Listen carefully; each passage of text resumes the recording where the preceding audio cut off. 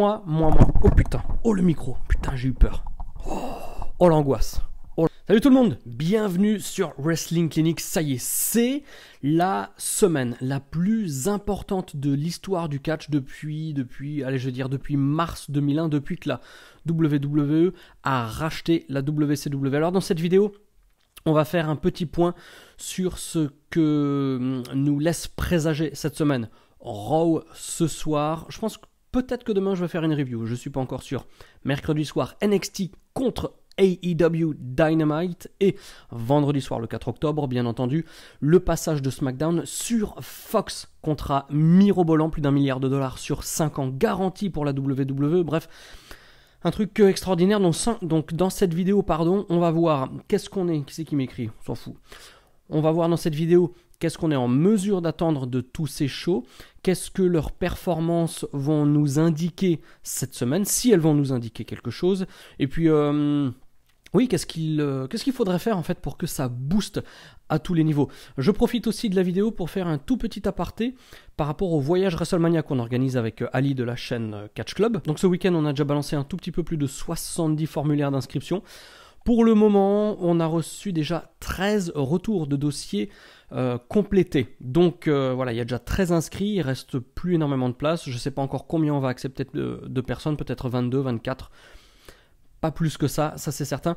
Petite précision pour la question passeport, parce que c'est une question qui est revenue assez souvent. Parce qu'on s'est rendu compte en fait que beaucoup de personnes n'ont pas de passeport.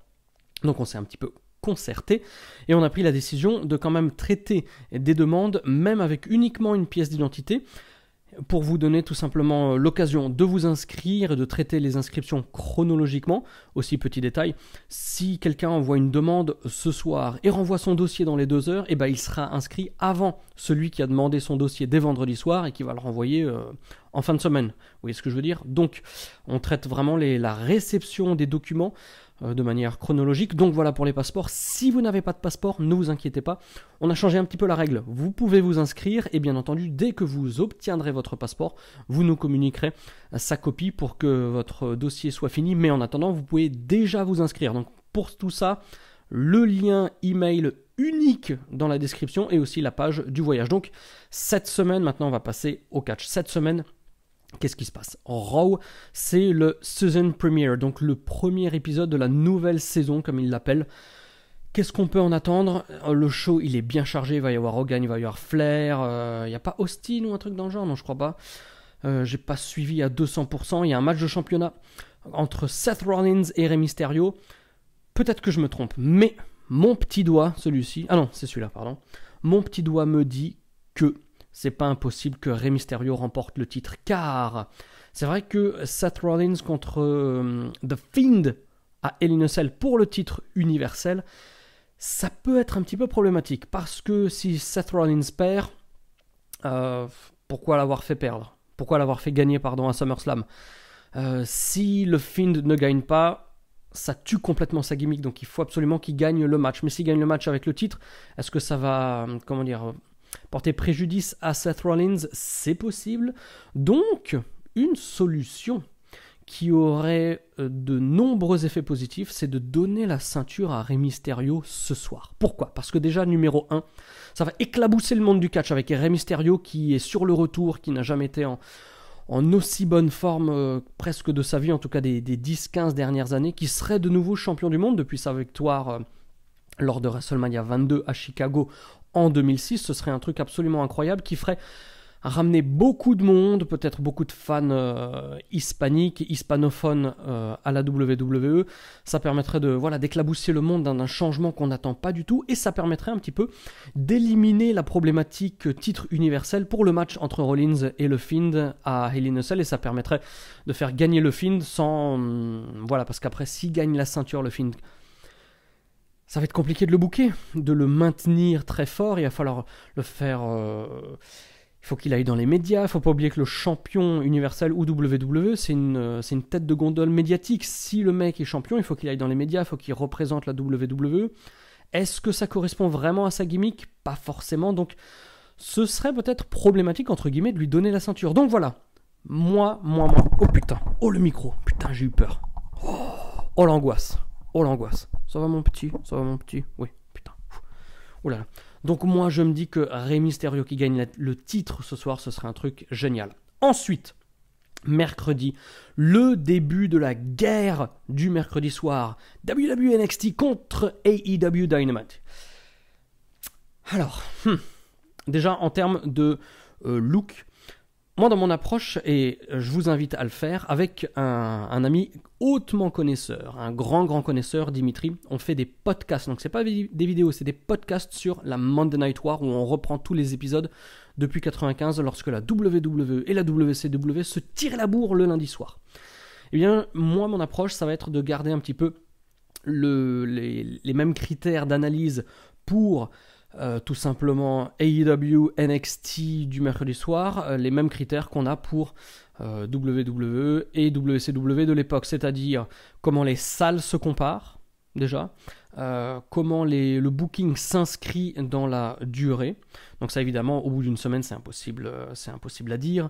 Comment est-ce que chaque compagnie, fédération, promotion va être capable de créer de vraies stars? Comment est-ce que le produit se destine au grand public? Parce que là on passe à la télé. Voilà, c'est plus sur le network, c'est pas pour les fans de catch, c'est vraiment pour le grand public. On va voir comment est-ce que les produits peuvent toucher le grand public et quelle tranche d'âge du grand public aussi, parce que ça c'est très intéressant. Donc déjà au niveau des salles, bon, le premier AEW il va être à Washington, salle qui avait accueilli Backlash 2000, qui avait accueilli Starrcade 97 il me semble. Bon, plein d'autres pay-per-view plus récents je pense, mais ma mémoire court terme me fait un petit peu défaut. Ça sera sold out devant 14 000 personnes, alors que NXT, ça va être devant 400 personnes. Donc ça va être intéressant de voir aussi, dans la durée, si NXT reste à full sale, quelle va être la vibe de cette petite salle, parce que c'est pas non plus un problème d'être dans une petite salle, ça peut être justement un point entre guillemets négatif qui est transformé en positif. Il suffit de regarder la ECW dans la ECW Arena quand ils étaient au Queens, la Ring of Honor quand ils étaient au Manhattan Center, Raw aussi qui était au Manhattan Center il y a en 1993-94 aussi ils y étaient encore, devant à peine 1 millier de personnes. Voilà, donc il y a toujours un côté petite salle qui fait que le seul problème, je trouve, à Full Sail par rapport à la petiterie de la salle, c'est qu'elle n'a pas de cachet. Là, j'ai mentionné le Queens, la ECW Arena, le Manhattan Center, il y a plein de petites salles comme ça dans l'histoire du catch. Elles avaient quand même un cachet, on savait qu'on était là-bas, vous voyez ce que je veux dire. Full Sail, ça reste très clean, il y a pas de... c'est un petit peu à l'image des autres grandes salles WWE, il n'y a pas de personnalité, et c'est peut-être ça qui va manquer au produit. Après, on va voir, hein, honnêtement, que ce soit en termes de booking mercredi soir, que ce soit en termes d'audience qu'on va avoir dès jeudi, quels que soient les résultats, quel que soit ce qu'ils vont faire, ce sera de toute façon un point de départ. Il ne faudra pas tirer de conclusion. C'est pas parce que NXT va faire 800 000, 1 million, 1 million 2, 1 million 5 de téléspectateurs, ou inversement la AEW va en faire 1,5 million ou plus, on ne sait pas, ou beaucoup moins. Quels que soient les résultats de chiffres de ces 2 premières émissions, aucune conclusion ne pourra être tirée. En termes d'attente, NXT, il faut juste qu'il fasse du NXT. Voilà tout. Je pense qu'il faudrait qu'il s'axe plus sur le développement des personnages, parce que jusqu'à présent NXT s'adressait quasi exclusivement à des fans de catch qui connaissent les catcheurs, qui connaissent leur histoire, qui connaissent un petit peu tout, qui sont initiés, qui sont un peu comme le public japonais qui est très au courant de tout, qui n'est pas du tout un public américain lambda, grand public, qui regarde du catch comme il regarde tourner manège.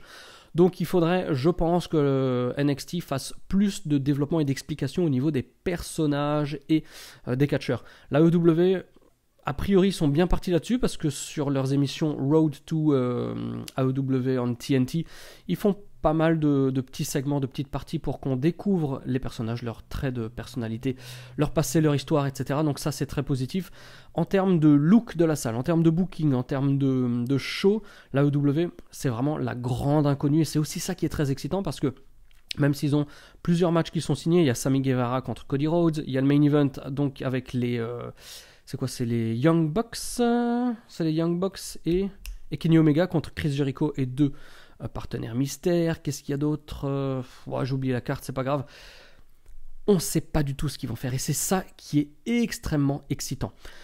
Pour ce qui est de SmackDown, vendredi soir, là c'est le gros truc. Franchement, je pense que Raw déjà aussi cette semaine va faire une bonne audience en augmentation, je dirais, c'est difficile de donner un pourcentage, mais là le dernier Raw il était à 2,15 millions de téléspectateurs, je me trompe peut-être. 2,15, 2,2, 2,3, je sais plus. Je pense qu'on va allègrement dépasser la barre des 2,5 millions, parce que le show est chargé, etc. Alors oui, petit détail. Quand il parle de season premiere, donc le premier épisode de la nouvelle saison, c'est bien en soi, parce que ça permet de, un petit peu, donner de l'identité, mais je trouve ça aussi bien que je trouve ça débile, parce qu'ils ont absolument pas mis l'emphase sur le dernier épisode de la saison précédente. Je veux dire, n'importe quelle série, Desperate Housewives, Prison Break, 24, n'importe.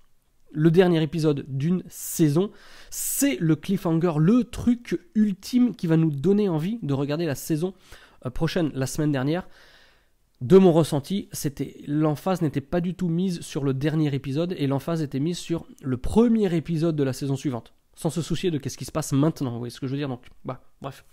SmackDown, le show, il est extrêmement chargé. Ils vont aller sur Fox.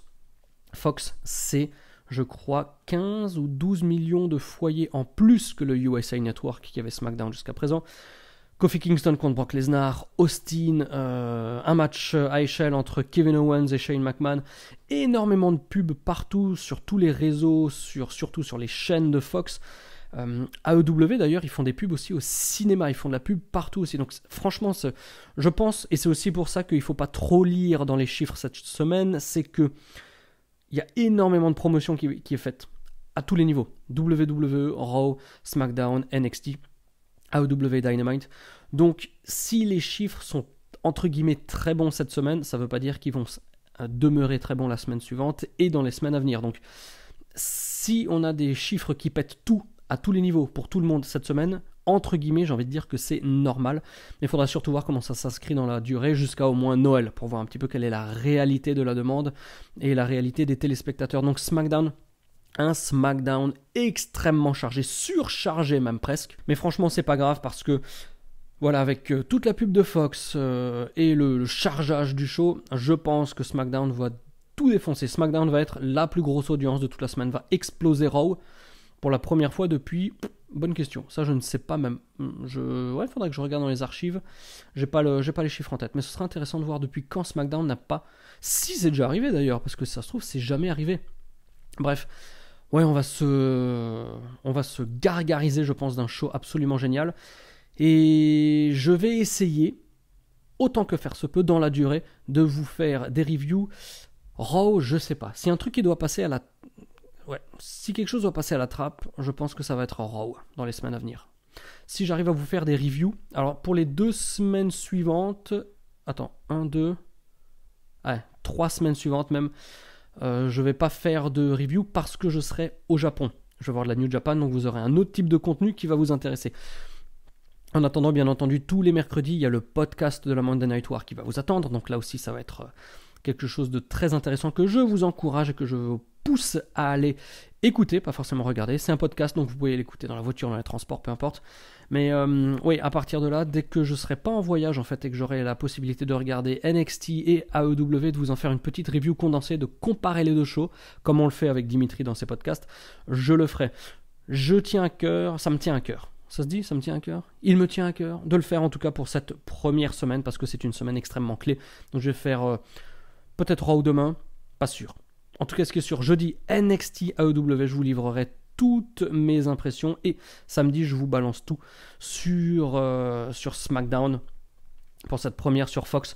Donc et puis SmackDown, je suis aussi curieux de voir comment est-ce qu'ils vont gérer le show. Est-ce que ça va être tout simplement un très gros SmackDown ou est-ce qu'il va y avoir un sentiment nouveau dans la manière dont ils présentent le show, dont ils présentent les personnages, dont ils développent les storylines. Je sais pas, c'est aussi un peu une grande inconnue. J'espère qu'ils vont un petit peu changer leur façon de procéder parce que je pense qu'il faut aussi Malgré tout, ils ont la pression, les gars, hein, parce que 1 milliard de dollars en 5 ans de la part de Fox, il faut que derrière, ça crache de l'audience. Hein.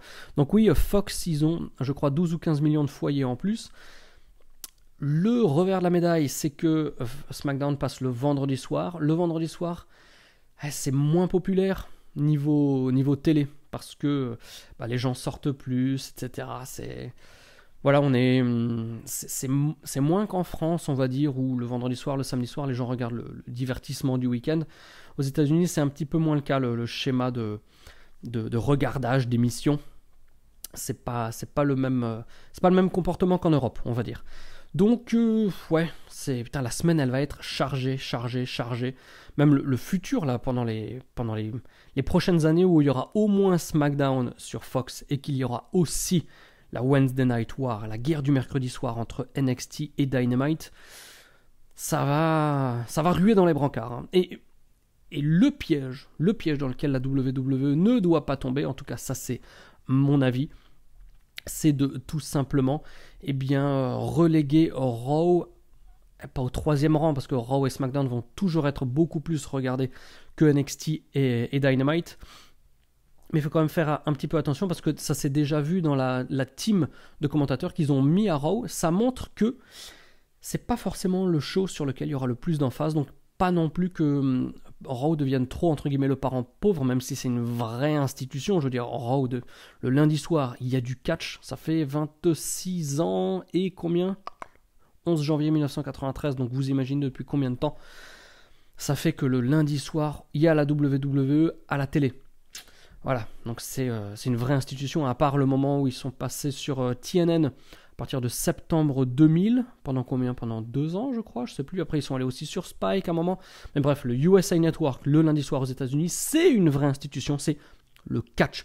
Donc je suis extrêmement excité à l'idée de voir tout ce que le monde du catch nous réserve aujourd'hui. États-Unis, parce que bien entendu, il y a toujours pas mal de Mexique, le Japon, en plus maintenant, petite corde sensible avec le Japon, suite au fait que je vais m'y rendre très prochainement. Donc, oh là là, je suis débordé d'émotions. Voilà, on va voir ce que ça va nous donner. Donc, je vous donne rendez-vous, je sais pas quand. En tout cas, ce qui est sûr, c'est que je vous donne rendez-vous jeudi pour cette review. Je vous donne rendez-vous aussi en compagnie de Dimitri pour le podcast de la Monday Night War. Un grand voyage à travers l'histoire du catch. Ne loupez pas ces épisodes, ça fait partie du patrimoine du catch, ça fait partie de ce qu'il faut écouter, regarder, comprendre, savoir pour vraiment parfaire sa culture de catch et avoir peut-être plus d'outils, plus d'éléments pour mieux appréhender et mieux analyser la guerre qui s'annonce entre la WWE et la AEW à partir de mercredi soir. Donc voilà les amis, merci d'avoir regardé l'émission jusqu'au bout. Petite vidéo comme ça, impromptue. Et voilà, comme d'hab, n'oubliez pas de regarder le catch 24h sur 24 et n'oubliez pas de garder la passion. Allez, bye bye.